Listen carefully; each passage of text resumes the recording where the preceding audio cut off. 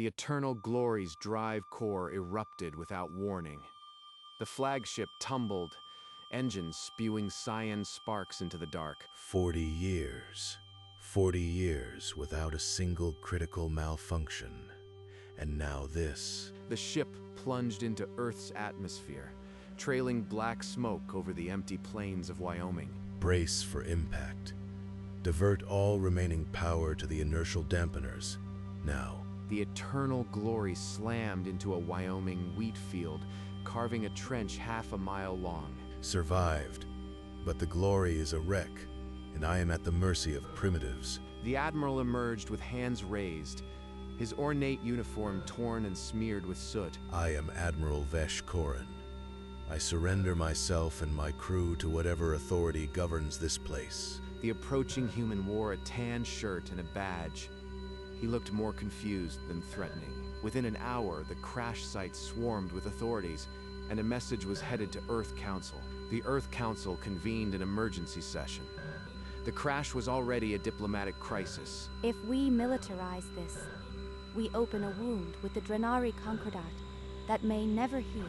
We need a civilian response, a repair, not a capture. Show them we mean no harm by fixing their mistake. The argument was pragmatic.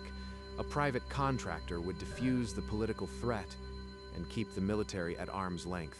Holloway Industrial Restoration, a family shop in rural Wyoming, was chosen for the job. Frank Holloway got the call while replacing a gasket on a hay baler. He had to sit down. You want us to repair a crashed Drenari flagship? You know we mostly do tractors, right? Amelia popped out from beneath a pickup truck, wiping grease off her forehead. What's the council offering? And how many zeros? They say it's the only way to keep the peace. We'll do it, but we're going to need a bigger coffee pot. The Eternal Glory rolled into Holloway's main bay on a reinforced flatbed, her alien hull scraping the rafters. Sweet mother of torque. I've never seen anything this big outside of a movie. The hull alloy is like nothing on the periodic table. We'll need custom welding rods just to patch it. Inside, the ship was a cathedral of alien engineering, conduits pulsing with dim azure light. It's a mess, but I've seen worse. We'll fix her up. She just needs a little human elbow grease. Dad's confidence is contagious, but this isn't a combine. One wrong circuit and we vaporize half the county. Look at this reactor readout, Amelia. It's running 40% over safe thermal limits, even when idle. That's the real problem. If I am reading this right, it's a miracle the whole drive didn't melt into slag. They built this thing to fail. They crouched beside the open reactor bay, their breath misting in the cold of the dormant core. We're pulling the entire reactor and starting fresh. Human design, triple redundancy, and a kill switch this time. Torches carved into the hull, sparks raining down as they stripped away the buckled outer plating. This forward array is slag. Strip it clean to the ribs. The reactor's containment lattice has 3 fractures. It's been leaking radiation for years. That explains the crash. It was a suicide trap. We're cutting it out. If the magnetic alignment shifts during extraction, we trigger a core breach. The overhead crane descended, its claws locking onto the reactor's extraction lugs with a heavy clang. We're using a grain elevator winch to pull an alien reactor. This is how horror movies start. The reactor wrenched free from its housing, cyan vapor hissing from the broken seals. Hold it steady. That's a thermal detonation waiting to happen. No sudden moves. The smoking reactor core was loaded onto a containment cart and pushed into the hazardous storage bay. In the fabrication bay, a new reactor took shape. Human engineering, heavy steel, triple contained, and ugly as a diesel block. Overbuilt by a factor of 4. If this thing fails, it'll be because physics gave up, not us. The alien power grid is non-linear. I've modeled 7 different load scenarios, and 3 end with a cascade failure. The crane hoisted the reactor over the open core, chains groaning under the weight of its almost absurd redundancy. The primary bus coupling doesn't match. The alien interface uses a rotating magnetic lock. We're trying to mate a square peg with a round hole. A test current arced across the gap, sending blue fire dancing along the conduits. Cut it. We'll build our own bus. If the aliens can't handle a hardwired bridge, they don't deserve our reactor. If this hand-built adapter fails under load, the backlash will fry every alien system in the ship. No pressure. They muscled the reactor into alignment with brute force and custom brackets, steel meeting alien alloy with a reluctant clang. When they threw the first real load onto the grid, the ship's lights surged to blinding before settling into a slow, ominous pulse. While the reactor pulsed in test mode, the crew turned to the shattered hull. This hull's like foil in places. We'll plate it with half-inch steel, make it hold. Thick stainless plates were hoisted against the alien shell, dwarfing the original sleekness. We're adding 40 tons. The lift thrusters weren't designed for that. The first arc struck, and the human steel fused with alien alloy in a burst of orange sparks. The weld bead is interacting with the substrate. This is new. The molecular bond is stronger than either parent. It's fusing like it was made for it. We just invented a new alloy by accident. She ran a spectrograph. The bond was 40% stronger than the original Drenari hull. Stronger's good, but she's getting real heavy. Hope the engines don't notice. By the time the last patch was welded, the Eternal Glory sat lower on her supports, denser and far more durable. The reinforced hull was only the outside. Now Frank and Amelia dove into the ship's lifeblood, its internal systems. This ship has one oxygen scrubber. One. We're putting in 3 with manual bypass for each. The alien operating system is rejecting the new power node. It sees our redundant feed as a parasite. Thick cables snaked through the corridors, human conduits buckling the alien walls with sheer bulk. Keep pushing. We'll wire a hard override. The ship learns to cope. Will we make it? We're grafting a nervous system onto something that never had one. If the AI rebels, we lose helm control. Backup life support, triple power routing, and manual overrides formed a tangled web across every deck. It looks like a cyborg now. Half alien, half Wyoming tractor. The ship's AI voiced a monotone protest. System conflict. Command authority fragmented. Ignore it. I patched in our own command bus. We have authority now. With the snarled system issues resolved, Frank walked onto the bridge, carrying a battered coffee maker under one arm. Dad, you are not mounting a drip brewer on a Drenari flagship. We said we'd need a bigger coffee pot. I am a man of my word. He set the machine on the helm console, connected its power lead to a spare alien port with a homemade adapter. If this thing surges and fries the nav computer, I'm going to kill him. The power light glowed green. The heating element hummed. The aroma of fresh coffee spread across the bridge. Look at that. The ship's AI integrated it. It says coffee ready in Drenari. You've got to be kidding me. It accepts coffee but fought our power routing? Priorities, Amelia. The galaxy runs on caffeine. The laugh that followed was the first easy sound on the Eternal Glory since it crashed. The final test loomed, but for a moment, the crew had coffee. The next morning, Counselor Park arrived unannounced, stepping from a black sedan with a severe expression. This ship is unrecognizable. What have you done? We fixed it. The old reactor was a death trap. 3 containment fractures. I saw reports, but this is beyond repair. You've welded steel plates and added foreign systems. We added safety, redundancies. The original design had no kill switch and ran at lethal temperatures. Look at the thermal logs. That original core ran 40% over safe limits. No containment. These readings, the Drenari compromised safety. You may have prevented a disaster. We kept it simple. No weapons, just a ship that won't explode. I'll grant an emergency exemption, but no further changes without approval. This stays between us. She walked away, the coffee machine's hum filling the silence. Holloway had won a reprieve, but the real test was next. 2 days after the inspector left, the reactor was ready for its final, full-power test. Frank and Amelia took their positions on the bridge. Start the sequence. Bring it up to 10%, then hold. The reactor thrummed to life. On Amelia's tablet, the output graph climbed past the original maximum within seconds. We hit 150% of the original rating, and it's still climbing. This shouldn't be possible. At 200%, the ship's shield emitters screeched. A blinding energy bubble erupted from the hull. The shield expanded, swallowing the repair bay, then the entire facility. Power lines in town flickered and died. Kill it. Emergency shutdown, now. If the bubble keeps expanding, it'll hit the atmosphere. The town grid is already down. Amelia slammed the manual cutoff. The reactor groaned and died, the shield snapping back into the ship with a deafening crack. Silence settled. Then the alerts. The incident had been flagged by Earth Council, and the Admiral was demanding a full explanation. The Admiral arrived at dusk, his escort a mix of Drenari guards and human soldiers. He stood before the repair bay and froze. This is not the eternal glory. This is a patchwork monstrosity. His gaze moved from the crude steel plates to the Terran flags painted on the prow, and his jaw tightened. They have painted their symbols on a Drenari warship. It is an unforgivable insult. Easy, Admiral. We fixed what was broken. That's what we do. You defiled my ship. I will demand reparations from your council. Then, you'll want to see the reactor readings first. The old one was a bomb. A bomb? Show me these readings. Frank gestured toward the hatch, and the Admiral brushed past him, his uniform still proud despite captivity.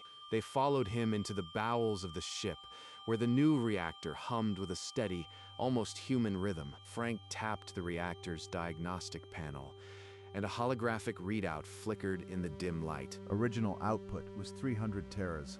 Ours hits 950 at 80% load. 950.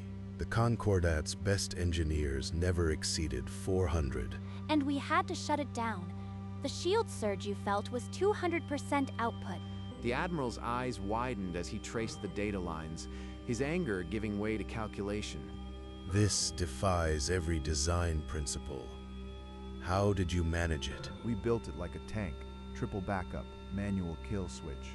The way humans do things. He followed them to the bridge, where the coffee machine sat incongruously amid the alien consoles. Is that a beverage dispenser? You installed a drink maker on a warship. Prepare a test flight. I will witness these claims with my own eyes. The eternal glory rose on a column of shimmering air, the patched hull gleaming in the late sun. Climbing past the old ceiling. She's not even breathing hard. The ship banked hard, pulling a turn that would have sheared a Drenari cruiser in two. Turning radius is half the original spec. We recalculated the inertial dampeners. She activated the shields, and a swarm of micrometeors shattered against the field without a flicker. The shield absorption. The original would have been overwhelmed. They have tripled protection. It's better. Heavier.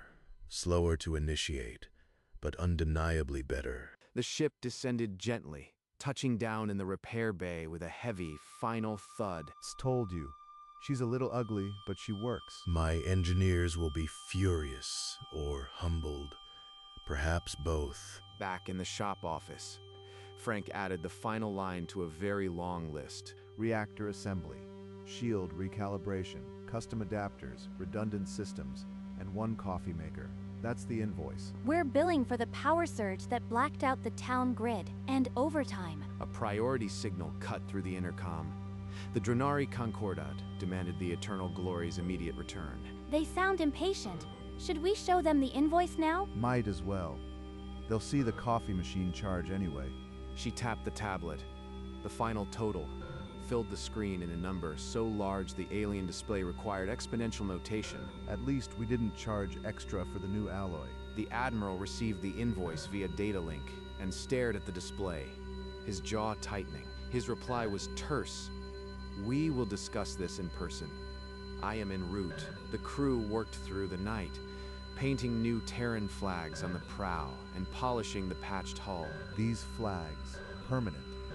Let them remember who fixed it. Diagnostics show a 30% sync variance in the power coupling.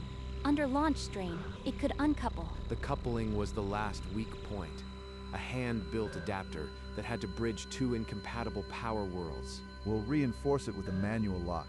It's crude, but she'll hold. A flash on the horizon. The Admiral's shuttle, escorted by a human military skiff, was on final approach. He's early. We just need 5 more minutes. They tightened the lock, but the coupling's warning light stubbornly flickered, refusing to stay solid. It's a quirk. We tested her. She'll fly. The ship stood ready, the new flags snapping in the breeze, but a lingering tension hummed beneath the surface. The shuttle door hissed open, and Admiral Vesh Korin stepped onto the tarmac, his gaze fixed on the transformed ship. The flags are even brighter than before. They really intend this insult. Glad you are here. We have the final paperwork ready. Frank held out the tablet, the invoice total glowing on the screen. This is an invoice for my own ship? Parts, labor, coffee, standard repair bill. We also voided all warranties, but we guarantee it'll outlast your fleet. The Admiral's eyes moved from the coffee machine to the massive invoice, his face cycling through confusion, indignation, and something like dread. This sum would bankrupt a small colony. They expect me to pay? He looked up, his voice trapped in his throat. The standoff had only just begun. This is not a bill. This is a plundering. I will not be extorted. You are not being extorted. You are paying for a reactor that doesn't leak radiation, a hull that won't buckle, and a coffee maker. Plus labor and overtime. We even itemized the new alloy. Good luck replicating it. His communicator flashed with a priority override from the Concordat.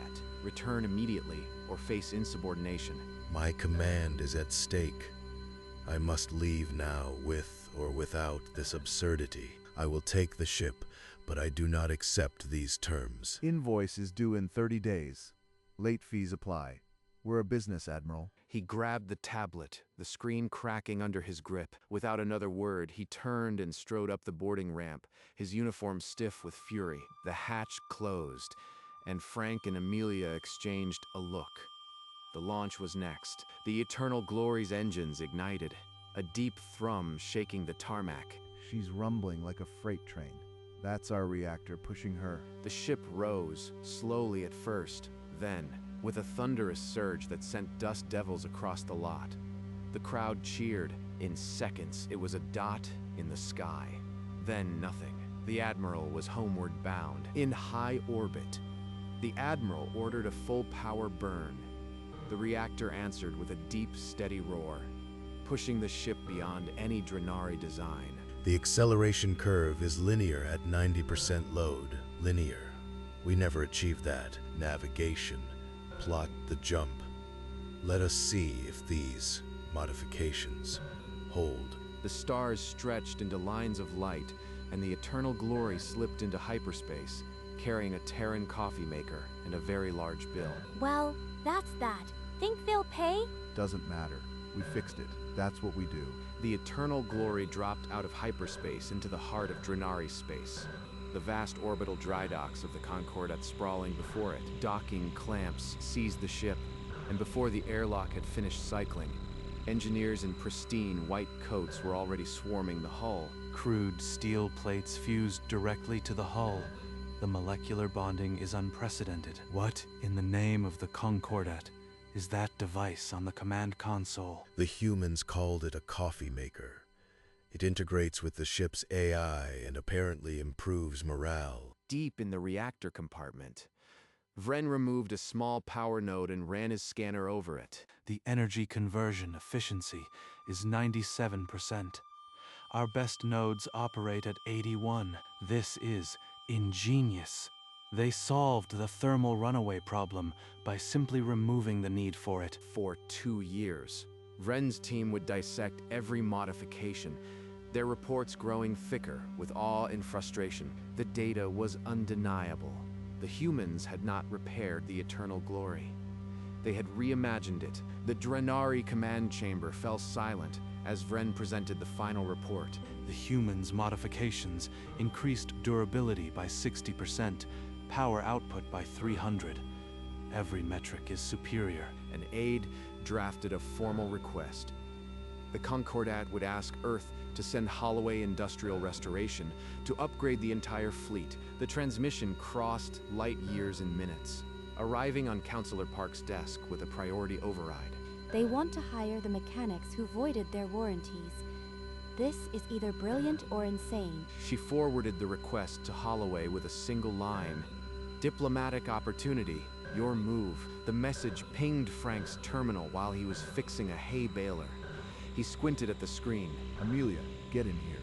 The aliens want us to do their whole fleet, every single ship. Tell me they at least offered to pay the first invoice before ordering more. Frank read the terms, then leaned back. The coffee machine hummed on the counter. Frank picked up the direct line to the Drenari liaison office. The translator struggled with his reply. Appreciate the offer, but we're backed up through next harvest. Can't take the job. The alien on the other end cycled through 3 translator modules before it could respond with a garbled sequence of disbelief. The translator finally emitted. You decline the Concordat's request. Not declining, just committed. We've got tractors, pickups, a hay baler in the queue. A fleet is a big job. The silence from the other end lasted 7 seconds. The translator clicked, then spat out one word: unacceptable. Amelia grabbed a permanent marker from the workbench. If they want priority, tell them our rates just went up. 800%. She walked outside and added the new numbers to the shop's signboard with bold strokes. The alien channel filled with a burst of untranslatable noise, then disconnected. Holloway Industrial Restoration was now officially too expensive to afford. By noon the next day, a new sign hung over the main bay. Holloway Industrial Restoration, now upgrading fleets. A convoy of trucks pulled in, loaded with Terran-manufactured power nodes and steel plates bound for the Concordat. They'll be calling any minute with a counteroffer. They always do. The phone inside the office began ringing. Then another line. Then a third. Let them ring. They'll learn patience, or they'll pay the rush fee. The sign caught the afternoon sun, its letters bold and unapologetic. A fresh delivery of coffee brewers sat on the loading dock, already prepped for interstellar shipping. Easiest upsell we ever did. Amelia looked at the sign, the trucks, the backlog pinned to the office corkboard, and allowed herself a rare, full smile. In a galaxy where empires trembled at technical failure, a small shop in Wyoming had just become the most important engineering firm in known space.